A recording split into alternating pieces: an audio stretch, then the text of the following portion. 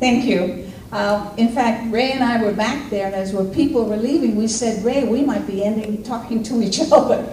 Someday they'll put us first instead of last, right, Ray? Anyway, I'm Leona Rocha Wilson. I was born and raised on Maui, H-Poko to be exact. I went to Baldwin High School, graduated Baldwin High, and after graduating from high school, I, with my mother's wisdom, joined the service. I was a WAC.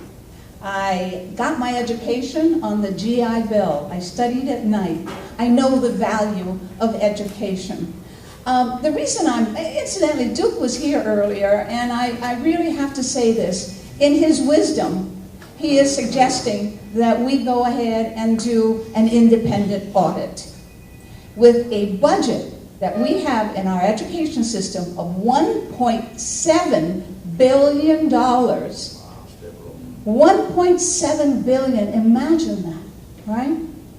In his wisdom, he's saying, let's do an audit. Let's see where the funds are going. I'm a businesswoman. I've owned my own company, national company. I understand finances. I understand that when we are spending that kind of money, we better know where it's going. We also better know what we're getting for that money. What are our kids learning? And how are they learning? What is the environment? What are our teachers, the wonderful teachers that we do have, and the principals? Let's take a look at the entire study or the entire education system and produce, incidentally, the reason I'm running for this, besides the passion that I have for education, which my mother and father gave to me, they always taught me that education was a privilege, not a right, a privilege.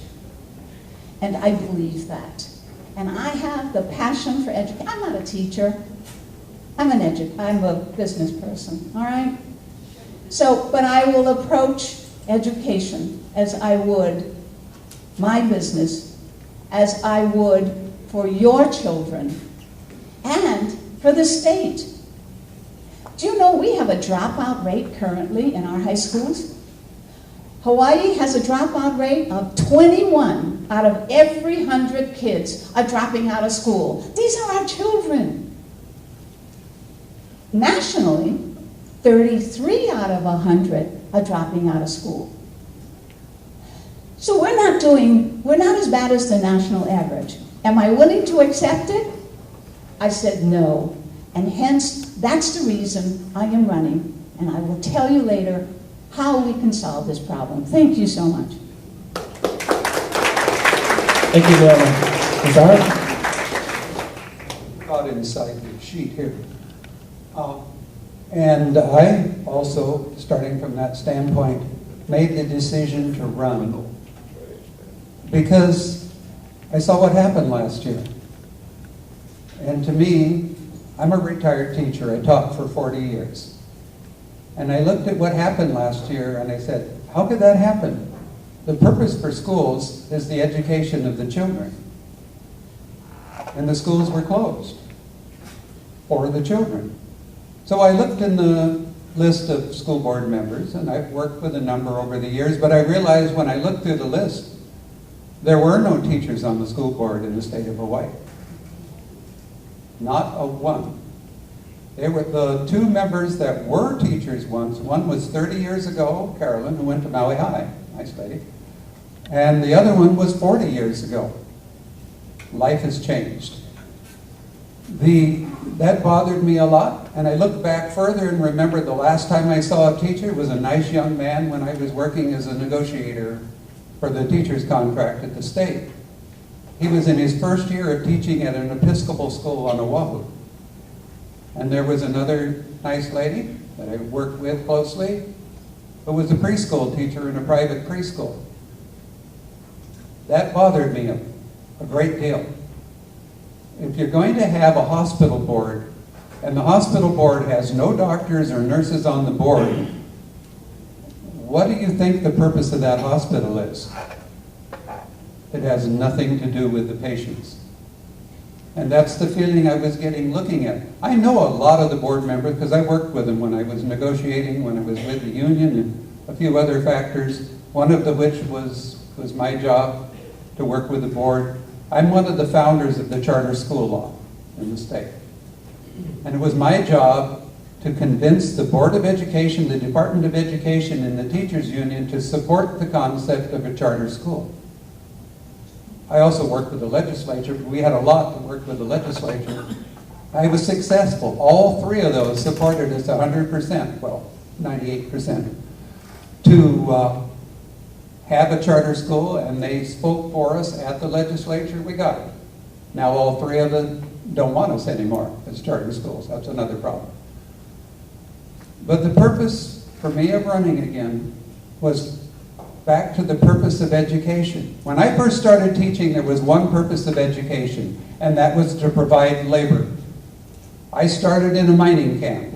The idea was every kid in that mining camp, every boy, of course, would be working in the mines, and we were training them to do so.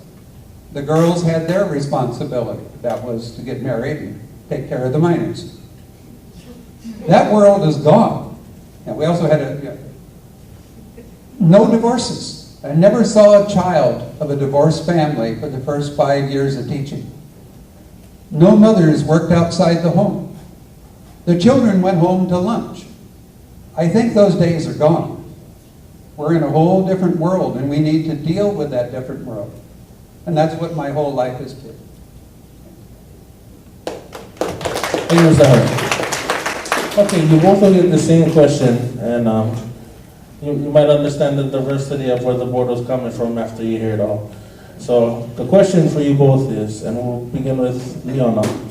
In our community, there are concerns about the condition of our schools, overcrowding in the classrooms, furlough days, public transportation to and from school, and the overall criticism that education in Hawaii is failing to meet minimum standards. What do you envision is your role if elected to the board, and what will you do to address these concerns? A minute and a half. First of all, if I may correct you, there are 4 teachers currently on the Board of Education.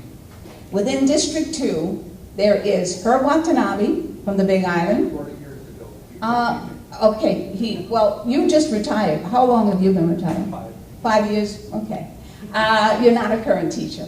In any case, we have Herb Watanabe, who is currently on the board, and we have Maggie Cox, who is a master teacher and a principal, 2 other. So the words that were used, that there are no teachers on the board, is not correct. In any case, what would I do?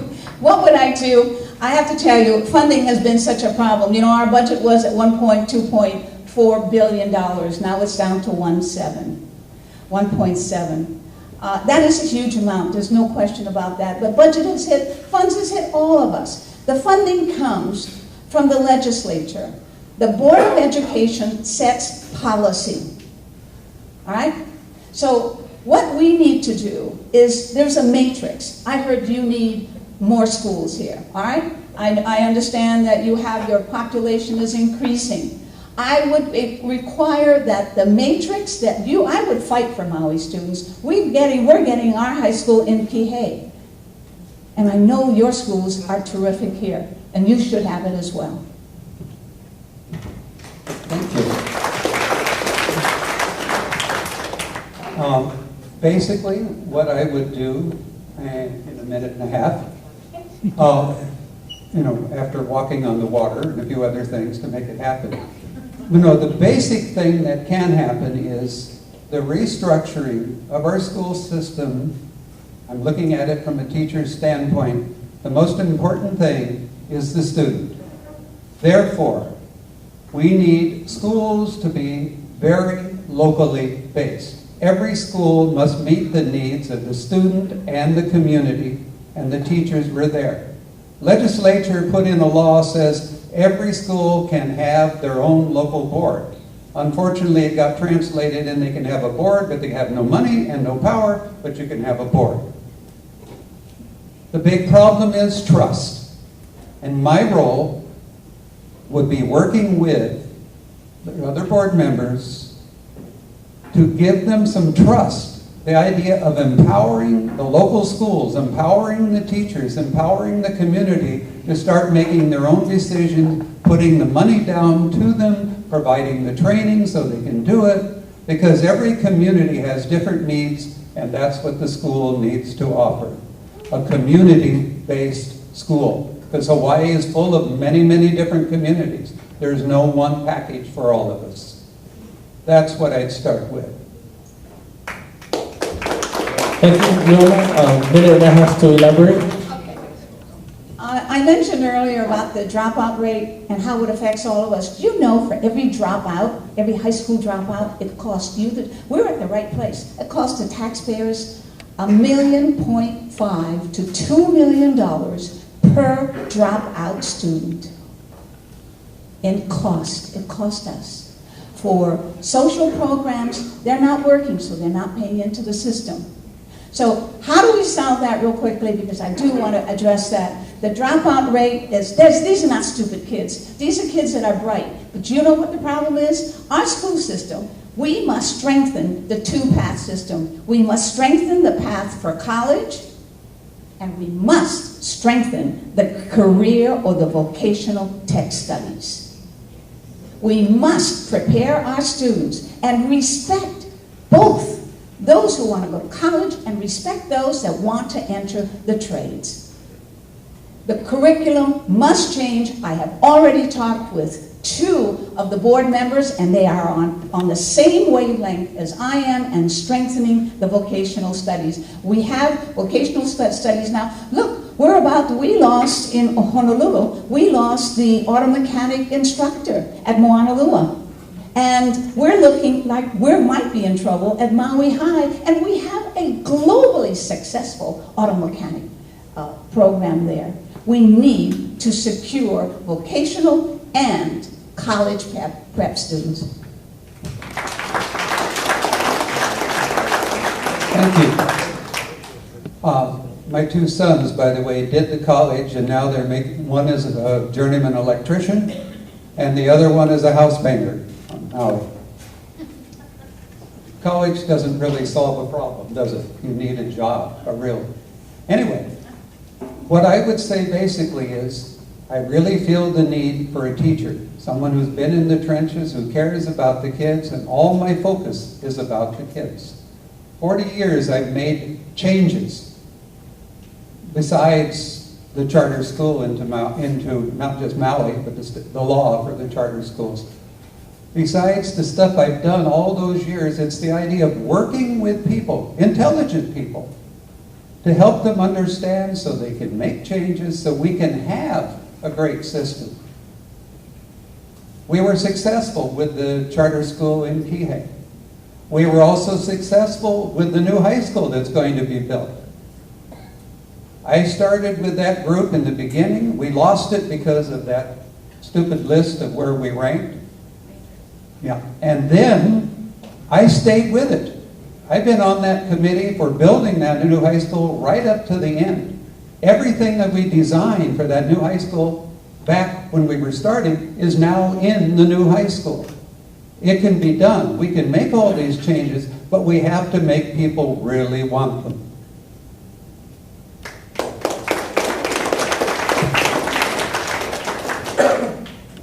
Okay, so 2 minutes each for closing remarks. Leona, we'll start with you.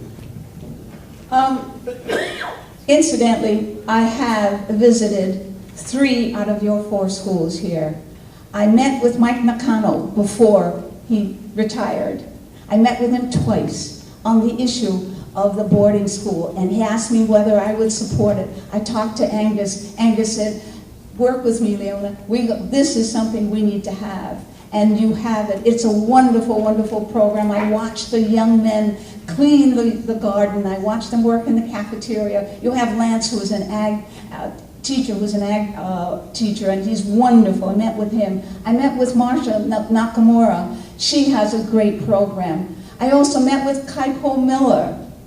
You have great principals here. You have great schools. You have great students. We need to work together as a community. And in fact, That being said, I think Lahaina, you probably are a model program for how the community works with schools. So I ask you, please, I will, no question, I will fight for our kids. I will work to see that what should be done is done. And I really would appreciate your support, and I thank the panel for all your wonderful questions.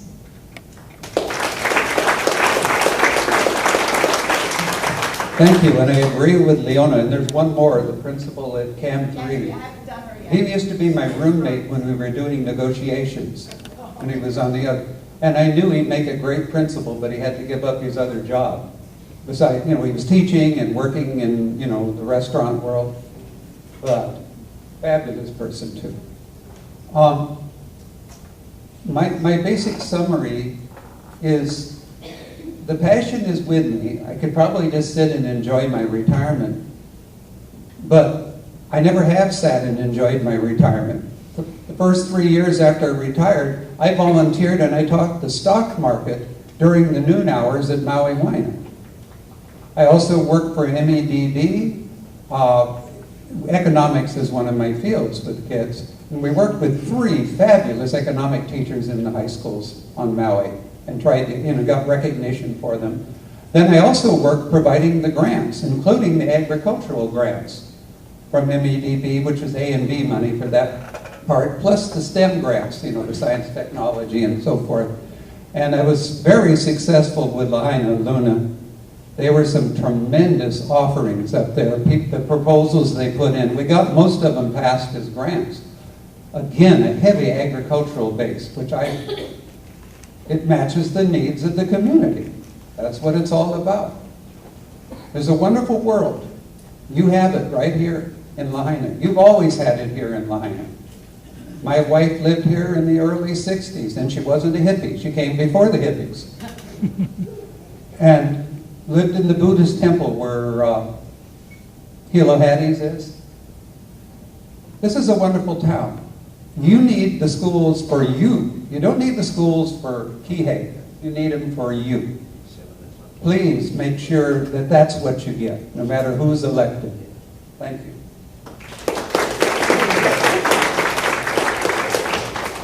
In closing remarks with the school, education is so very important. And when I moved here 10 years ago, one of the first things I heard was, in Oahu, they pay bus drivers more than law enforcement agents and teachers. And that's something really hard to be thinking about, especially when you consider it. What I would like to suggest to both of you is, please also don't forget about the children that we have at the Maui Preparatory Academy. The West Maui Taxpayers Association was very instrumental in getting that school open. And we hope you all do a great job. Ladies and gentlemen, your candidates for the Board of Education.